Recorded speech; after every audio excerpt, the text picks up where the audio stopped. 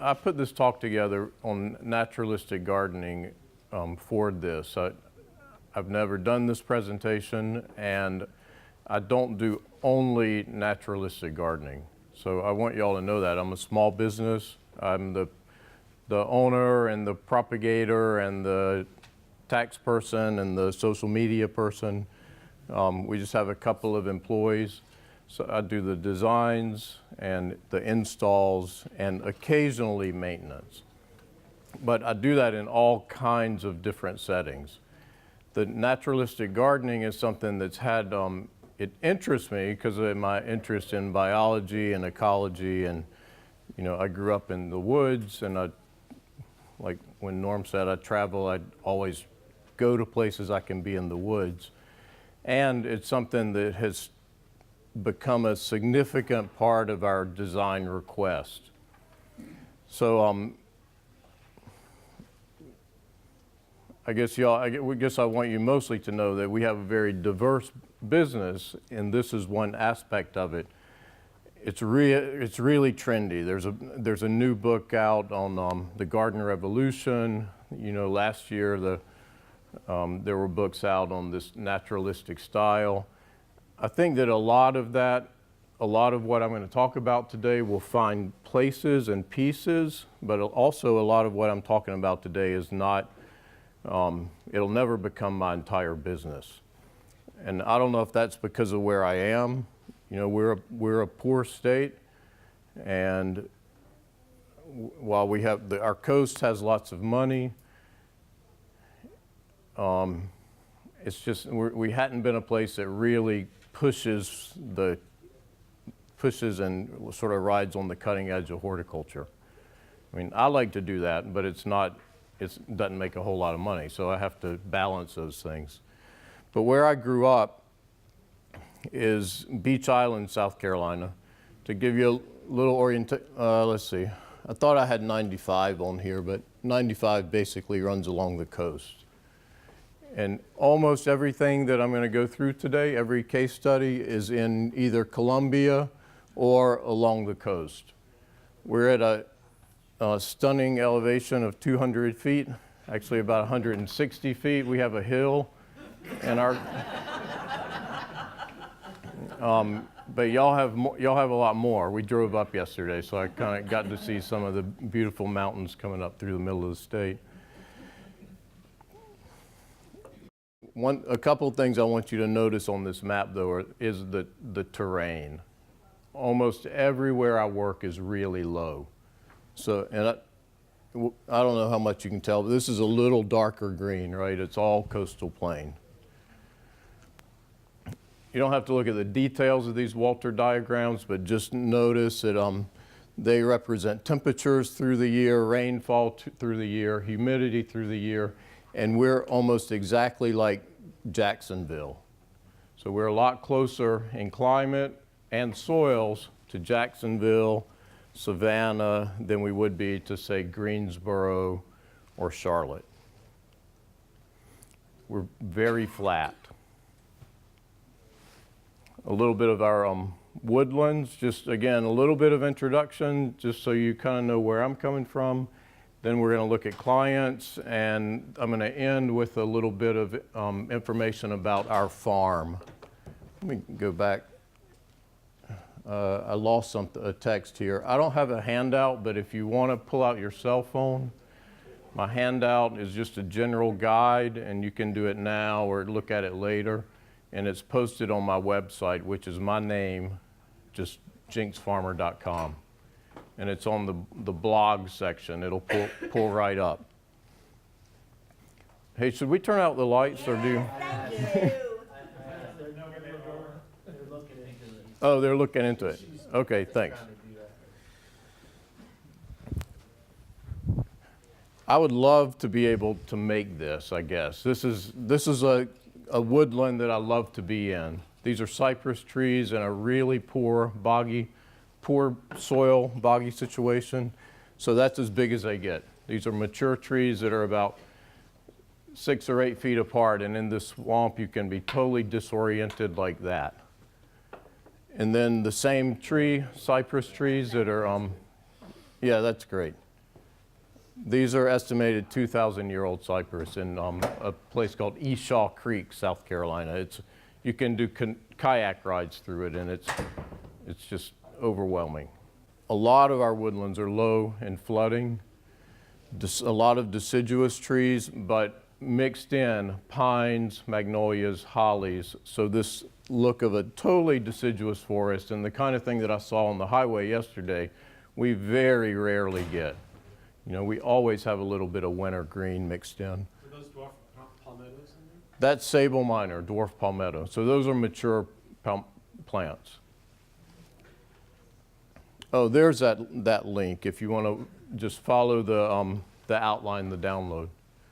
As I go through, I'll have these black screens, and they indicate a change to a different climate or a different client. So this garden I called the bush hog border, because the main maintenance was that we would use a tractor with a bush hog and mow it down, almost like the highway department, about 3 times a year.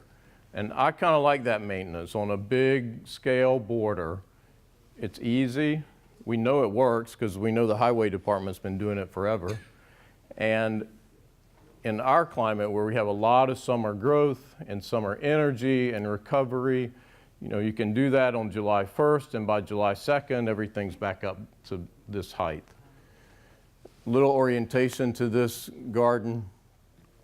The garden we're going to look at is right here.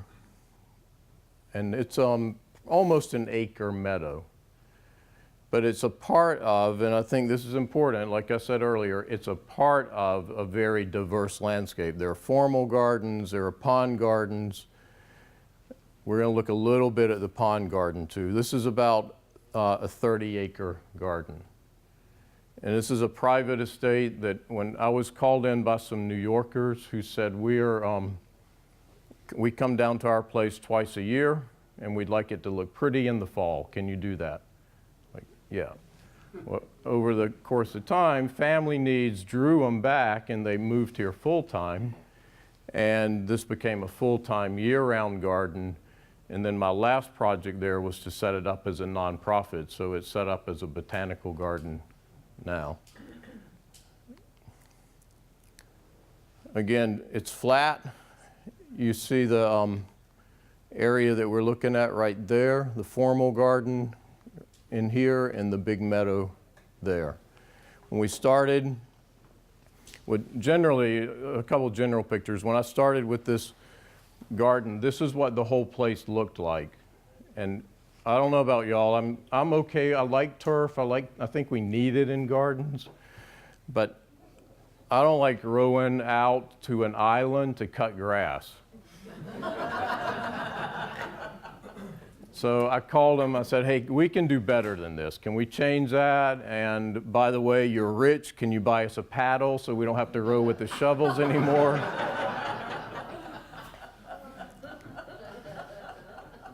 But in the background here, you see about what it looks like in the early transitions from the mostly turf garden. Again, a before and after picture. This meadow had been an agricultural field, soybeans and tobacco, and it was slated to be a massive lawn, and to be a massive lawn that could be used as overflow parking for parties. But if you look at that soil, you can see that that would have been a nightmare. So this is what the garden looked like after about 10 years and a lot of resources and a really great staff that we worked with to change it to this very naturalistic garden, but it's also garden-esque. You know, we have weeping willows, we have crepe myrtles, and garden features. Again, what this specific spot looked like when we started, there was a little bit of turf and a lot of agricultural field. They had just been sitting fallow for a couple of years. So our process to convert it was to use that drill seeder, and we seeded through the whole place. I didn't want to do any tilling. You know, tilling brings up so many weeds, especially in an agricultural field. So we did a drill seeding with crimson clover, Mexican hats, Enothera, evening primrose. And at the same time, we planted plugs of grasses. So after about 2 years, this is what it looked like. This is sweetgrass, Muhlenbergia capillaris, which is a native to our coastal plain. Do y'all have spots like this? Like, you do? Well, we have spring. You don't have like an acre like this, though. One of the solutions when this was designated to be turf was to drain the whole thing. So they were going to put in this massive drainage system and drain everything out to the ditch. Well, the problem with that in this climate, in this soil and land, is the ditch is always full. So you can't drain, you know, you'd have to literally pump out the water and haul it away. It's like we just need to pick some plants that work right here. So all of the plants are tolerant of lots of different kinds of root rot problems. Lots of big grasses, crinum lilies, and this is one of my specialties. I'm going to talk a little bit about crinum lilies later on. But what you see is that it had a lot of spring interest, and then the summer interest is basically grasses. You know, and that's something we have to be really clear with clients, is that these kind of gardens have down times.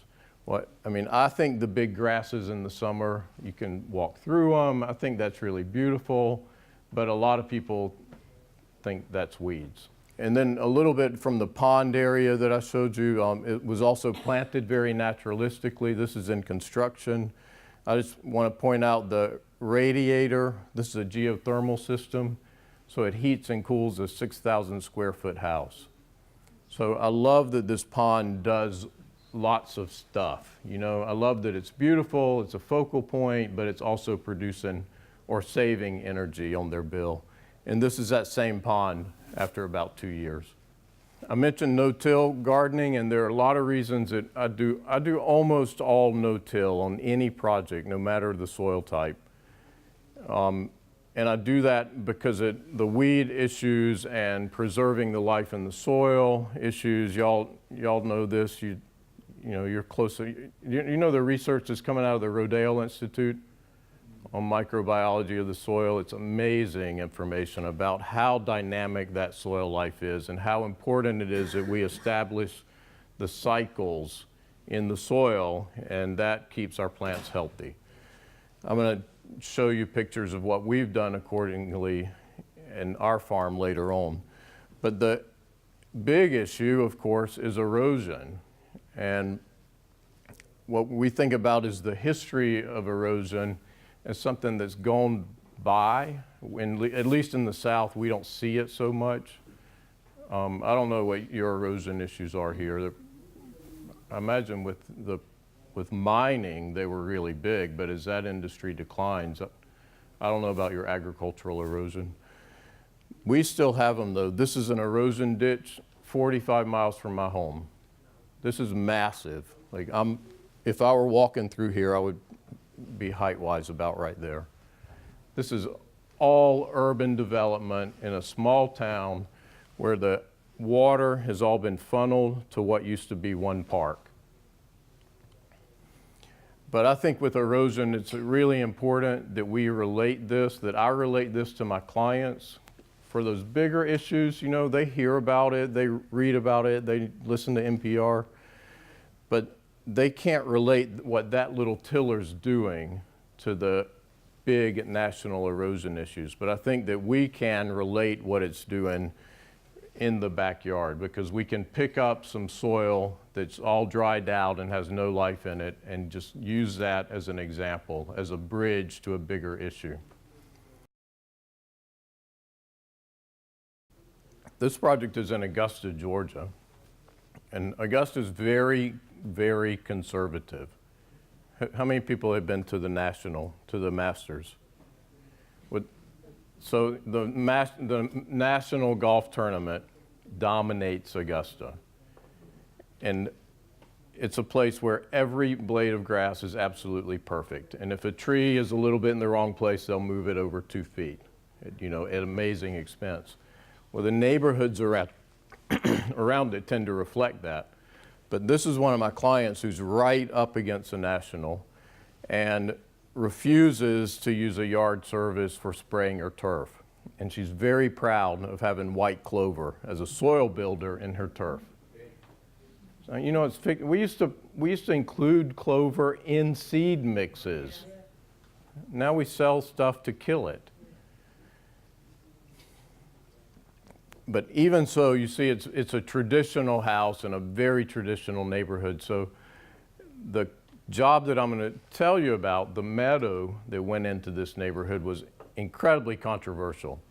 I was standing in this yard with my client, and this woman came up in a poodle skirt, and she said, I had 3 landscape architects look at this, and none of them can make me a meadow. Can you do it? And she handed me 3 plans from 3 different people. And I was like, yeah, I can do it. You know, so I had to make sure it was okay with the rules of the neighborhood, which it was. They never imagined anybody would want a meadow, so they didn't prohibit it. But this woman in her poodle skirt had built in this neighborhood this really crazy stone house. So I got right away that she was a provocateur, right? She's like looking to make a statement.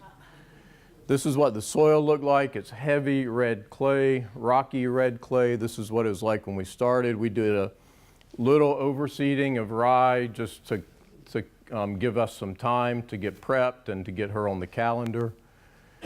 And this is what it looked like after a year.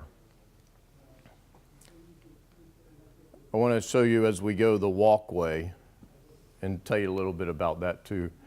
But our process was simply plugging in little grasses. After about 6 months, those grasses looking really soft. For the interim, we did a overseeding of a winter annual. This is a winter annual for us, Linaria. We have a weed, Linaria canadensis. This is a Chinese species.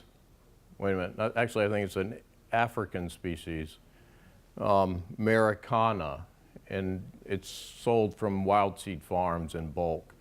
I don't know if it would be a winter or spring or annual for you, but it's a great cover crop to fill in areas when you need to have the place look good, but you're waiting on smaller plants.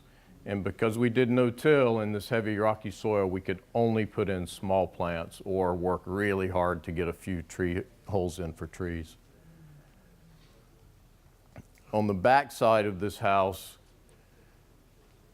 Patty stood with me on her deck, and just to give you an idea of the topography, steep slope in this place. It was an artificial slope made on fill, but again, heavy rocky dirt.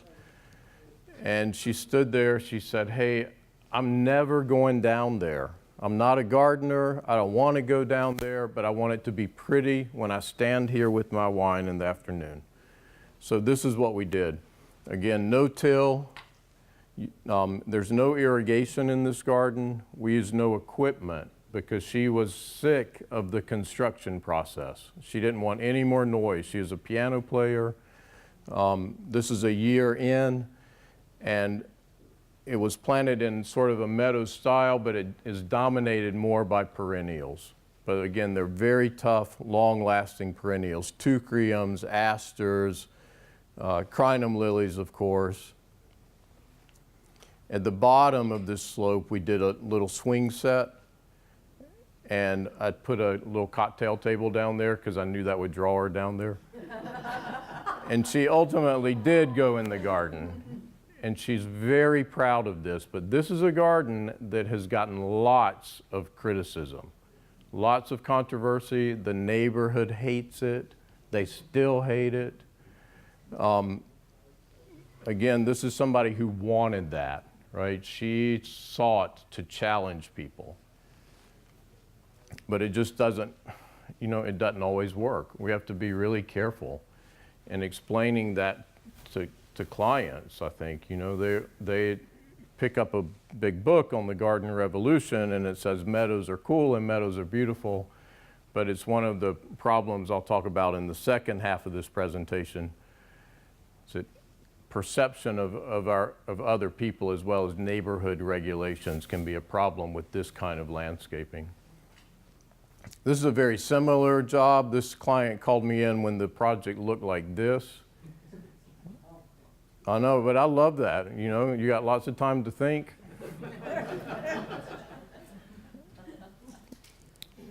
A really tiny job. It had been a parking lot. So all we did in this case was to do this almost quadrifoil-like shape. We just took a saw and cut out the parking lot. We took out the little bit of gravel, but because this was such an old parking lot, it was not very compacted underneath. And we did the planting directly into this little bit of soil. So this is a very wild one. I think it works because it's very contained, but it's really wild looking. We decided not to try to change not to make this too pretty. So we left all the parking stripes. There was some junk laying around that we left. This garden has had no synthetic fertilizers, no irrigation, and no synthetic herbicides, or no herbicides. And the plant list is on your site. Can y'all grow the Muhlenbergia? Okay, great. You grow the white cloud? This is one of my favorites. It's a little bit taller than the pink. And since pink has become almost ubiquitous, and even in our highway plantings now, the white just gives me a little bit of distinction. You have to put that in the spring here to get the roots settled in. It's a warm season grass, so I would think y'all would put it in the spring. Yeah, we can put it in anytime. And it's mixed with Yucca rostrata, Phlox pilosa, and this is totally hardy, right? Phlox pilosa. Yeah, I think I buy that from. Yeah, it's an amazing little weed. it's a weed. Yeah. But if you know, we're looking at the situation, there's nowhere for anything to go in this garden. The ground cover that we use is a native phyla. It's called toad flax, and it's a little, grows about 8 inches, or you can mow it down to 1/2 inch. This is my crew. They may not look like the smartest guys in the world, but they're great. They can walk through a garden like this and say, that plant needs water, and that plant doesn't, and that plant does. And this is a huge change that I think landscaping has to make in general, because a lot of times we're too dependent on somebody who's just going to turn the sprinkler on or broadcast the fertilizer instead of targeting. And especially in this kind of gardening, especially when you're talking to the client, it's important to be able to say, we're thinking about this as a system. We're thinking about what the individual needs of a plant are so that it creates a whole and healthy system.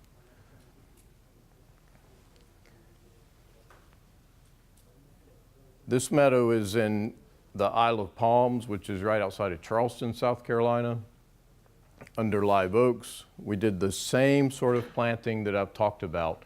This happened to be fantastic soil. It had never been disturbed, well, except for clearing, it had never been disturbed.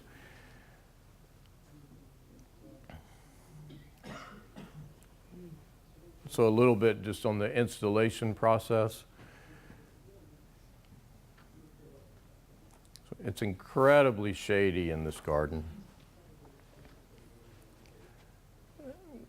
We did all of the hardscape. They wanted nothing. They said, we want it to look like the meadow, like the marsh has just rolled back over our land. So we did a little bit of hardscape, a little patio, and basically connector walkways to get people from parking to pool to back door.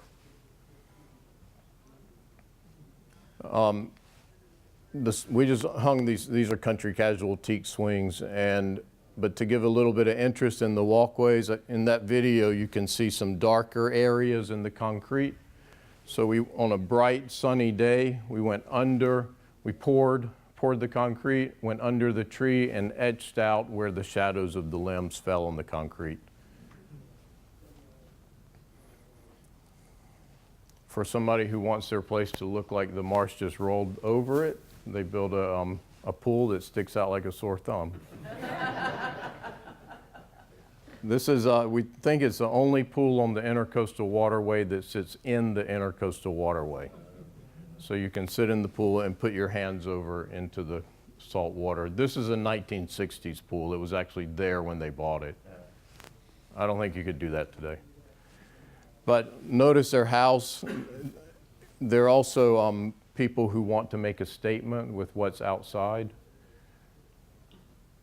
And what I wanted you to notice is this little bank. This is called the intertidal zone because this floods with salt water 4 or 5 times a year.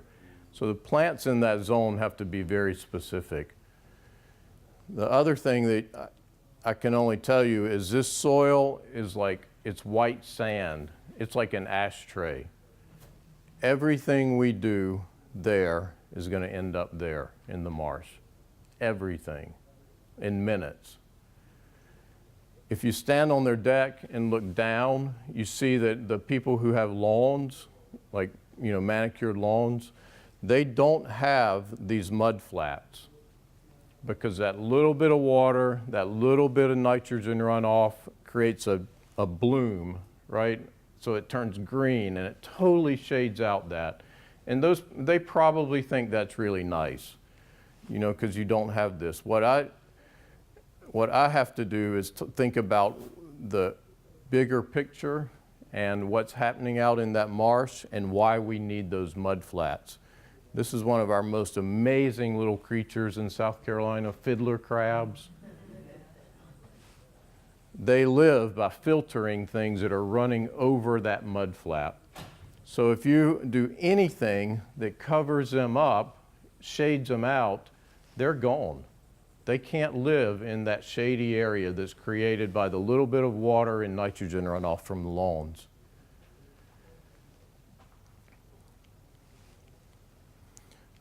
I don't know why that's crooked, but so the design for that place, you see it's minimal hardscape.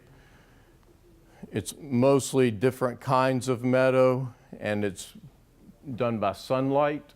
So there's sun meadow, shade meadow, and they did want a place that looked like a lawn, but they didn't want the maintenance of a lawn, so we use this plant called frog fruit, or Phyla noduliflora. I've seen this at the Smithsonian in DC, so I have no idea if it's hardy for y'all, but it has a big underground fat root, so which might give it a little bit of hardiness. So nodula, you can, Phyla, you can mow it. We mow it about 3 times a year. In this summer, we've only mown it 3 times a year. Before I move on, are there any questions or any direction y'all want to address?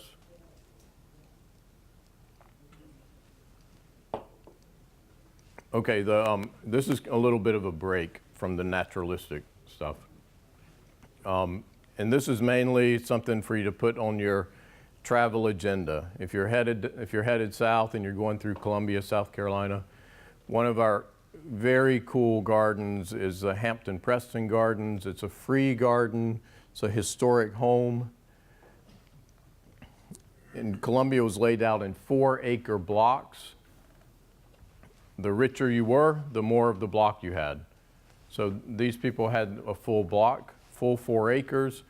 It looked like this in the early 1800s and was written about nationally.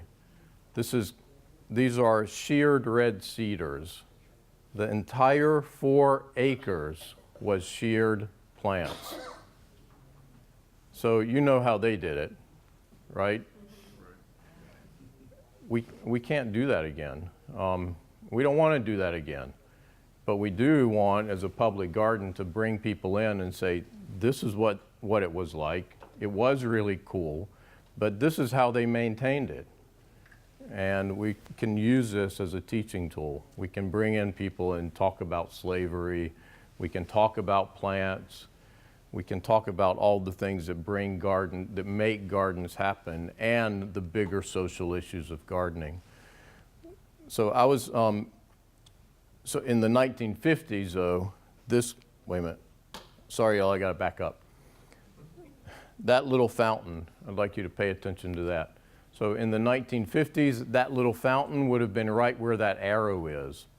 The entire garden, except the house sitting right in the middle, was sold off and developed. And in the 80s, a group of great volunteers came together and bought back that 4-acre plot and started renovating the garden. And this is what that same fountain looks like today. We do have formal elements, but it's a much more naturalistic style in this garden. And I was hired as an interim director to kind of oversee the beginnings of this renovation of this garden.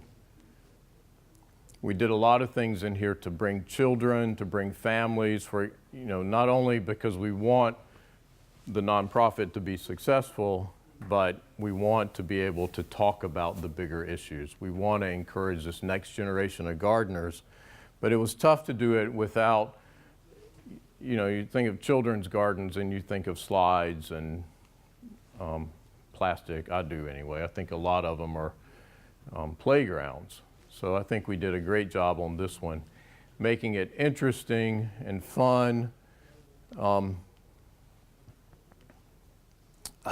I'm sorry, I'm so bad with this. Making it interesting and fun, and a place that families get to because they want to be there. As I said, it's free, so it's not a big commitment of a destination like a lot of botanical gardens or a zoo might be. Can I ask, how was that project funded? It's a nonprofit that manages several historic houses in the community in downtown, and they're funded by 2 different counties and city, and then they do a lot of private fundraising.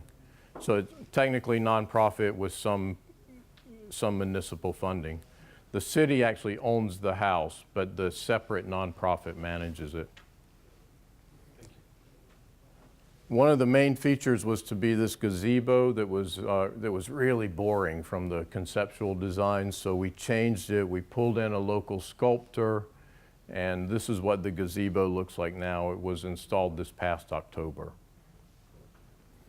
One of the things that worried me with something like this is it's a piece of art. It's really beautiful, and I was afraid that people would walk in and it would take their attention away from the ground level. So around it, we put in this little fountain. It's a hand pump. When you pump it, the patio floor is engineered just at a slight slope, so the water goes all the way around the gazebo. And every child that goes in there goes right to that and ignores that giant gazebo, which is exactly what I wanted. They're putting their fingers in it and making it overflow. They're finding plants that are blocking it up, that's full of acorns. To me, that's the real magic of a children's garden. This is a project that I'm currently working on, and I have no idea if it's going to work. It's a completely naturally filtered pool. And we see these a good bit, these pools that look like ponds. The clients in this case, he said, I want one of those. I want it to look like a pond. I don't want any chemicals. She said, absolutely not. I don't want any snakes. I want bluestone. I want a square pond, a square pool. So our solution in this case, I'll show you in a minute, and I'll show you a little bit of the site first. It's a 1-acre site in downtown Columbia, so we had a lot of room. It looked a bit like this, a 1930s azalea camellia garden when we started. They were really committed to doing everything they could for preservation and sustainability, but we had to take out some of these pines. So I love that they let me hire a sawmill, and then they used that wood to finish the entire 3rd floor of the house. They had a commercial building nearby, so we salvaged palmettos. We just took a tree spade over, brought the palmettos to site, and you see the palmetto here. and the beginnings of the pool. This is the stage of this project right now. So the plan is that everything you see in green and an additional pond that's not on this design will be a water filtration system. The pool is very traditional, rectangular, as she wanted, surrounded by a bluestone patio. So all the water, it's a 70,000 gallon system, will be running through the lily ponds, the water pond, the frog and fish pond. We're using permatill as a substrate because that'll help clear the water, and it'll run back through a UV filter and they'd be pumped into the pool. And the pool company and I have done this as best we can. They've picked plaster colors that they think will help hide a little bit of the discoloration of the water. But again, I don't know if it's going to work.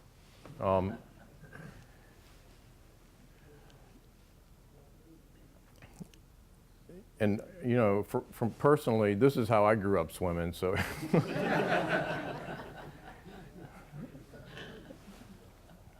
I'd like to move on and finish up with a little bit about our farm, which is in Beach Island, South Carolina.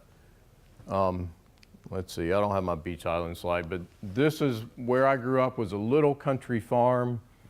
You know, nothing grand, not a plantation, on a dirt road, and I was really lucky in my life to get to move and see some people who lived like this, but I was never really comfortable with it. And you see my dog was never really comfortable with it.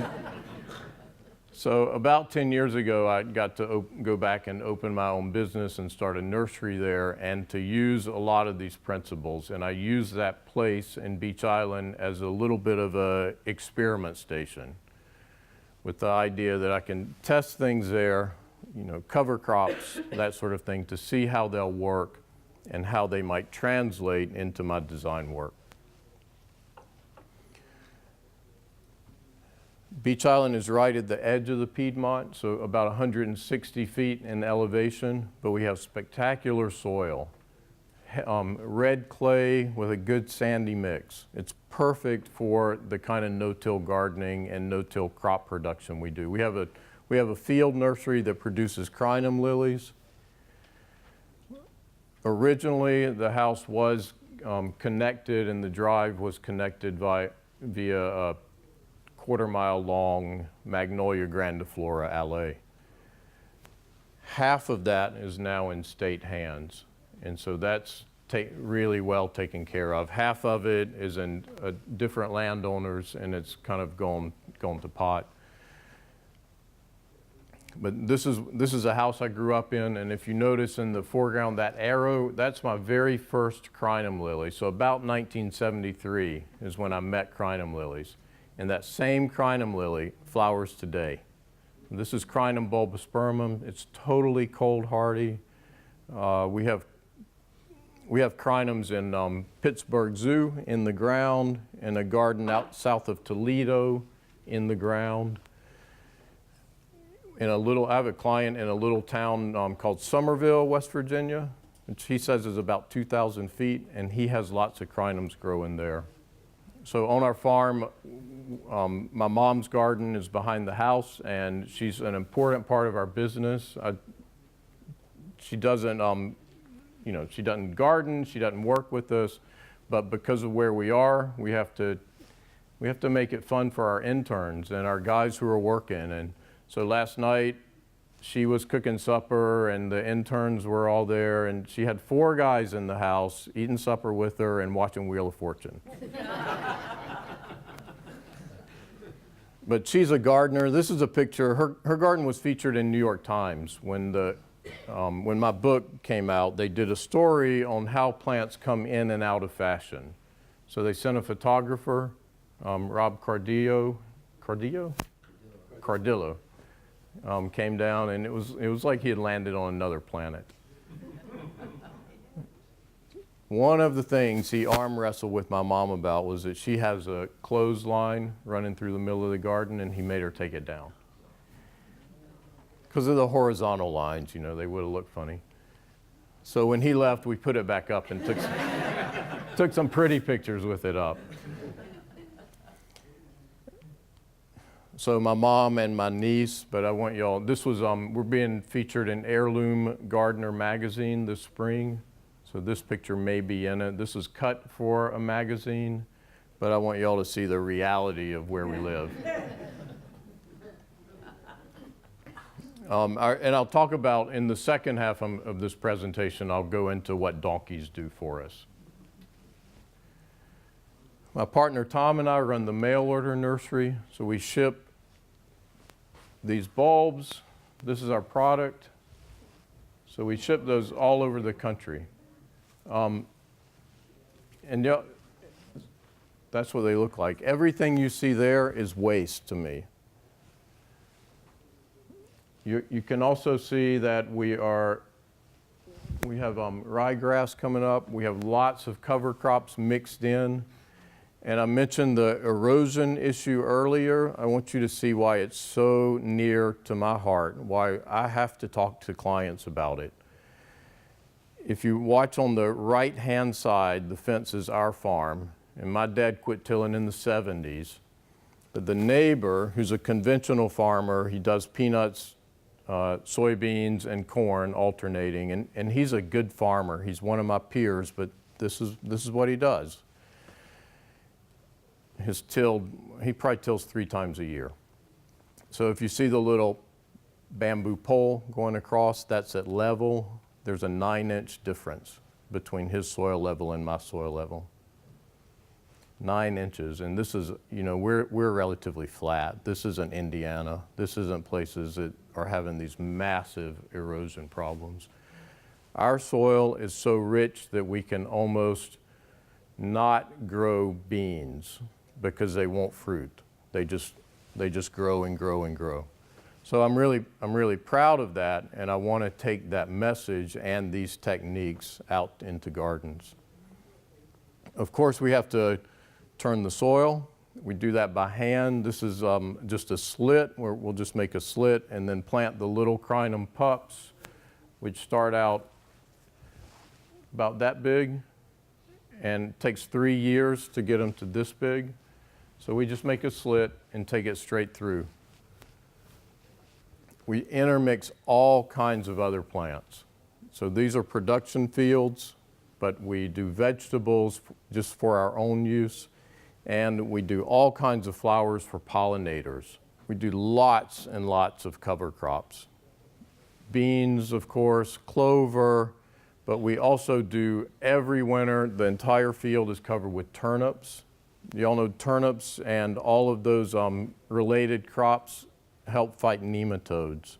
Clemson did a great study on this about 10 years ago.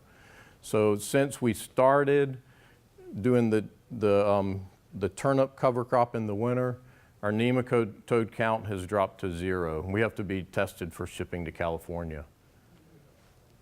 It was all about soil, whether we're working in our gardens or clients' gardens. For me, it's all about building soil, because y'all know every time I ship one of these out, this is my dirt, right? So I have to constantly build. And just a few more slides of our products. Again, this is waste for me. I know it's terrible, isn't it? We do have field days, and we have certain days in June when people can come and just enjoy the fields, but then in July, basically all the flowers get cut. And we tried for a while selling them as cut flowers. We have a lot of spiffy hotels in Augusta, but if you look in the background, you see Tom there, like drinking up all the profits from the cut flower trade. Y'all, I don't know if I mentioned this, but when I started in horticulture in South Carolina, there was not a lot of opportunity in the kind of creative gardening that I wanted to do. And my advisor told me right away, you need to leave South Carolina. And that was great advice. It was advice I wanted to hear. I was a farm boy. It's like, get me out of here, and I'm never coming back. But I'm most proud in that our company and the public gardens that I've worked in, we always have set up intern programs. In our company now, almost all workers are interns. They're paid students. We provide their housing. And interns have come from all over the country to South Carolina, and they have gone to all the places that you see listed. So I'm very proud that these interns take away the message that we're doing great gardening in South Carolina and that we're trying to do sustainable gardening. Thanks, y'all.